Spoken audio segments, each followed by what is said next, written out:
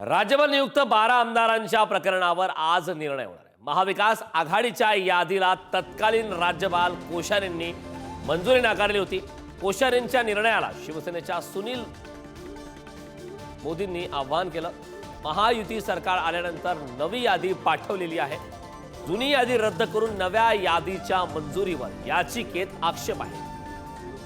दिलासा कोणाला, नेमका महाविकास आघाडीला की महायुतीला, हा प्रश्न आता या निमित्ताने निर्माण होतोय।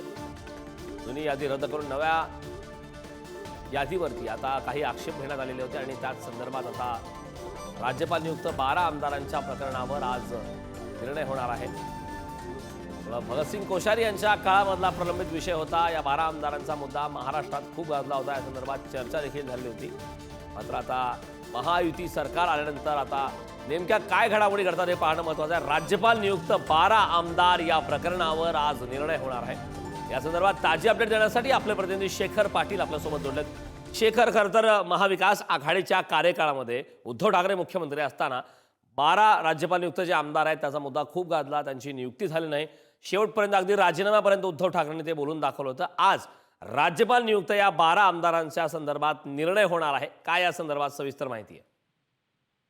अगदी बरोबर आहे। राज्यपाल नियुक्त जे 12 आमदार प्रकरण जे आहे ते गेल्या वेळी खूप गाजलं होतं आणि त्या संदर्भातली याचिका कोल्हापुरातील शिवसेना उद्धव ठाकरे गटाचे कोल्हापूर शहराध्यक्ष सुनील मोदी यांनी या संदर्भातली याचिका दाखल केली होती। याला आव्हान दिलं होतं आणि त्या आव्हानावरतीच आज सुनावणी जी आहे ती होणार आहे।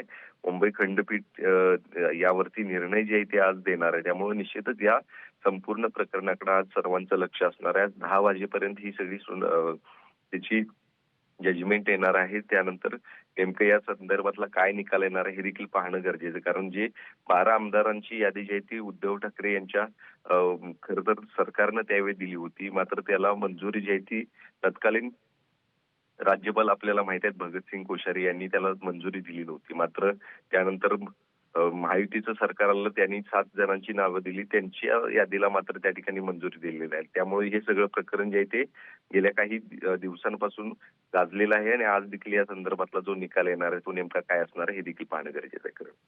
नक्कीच शेखर, खूप खूप धन्यवाद या महत्त्वपूर्ण अशा माहितीसाठी।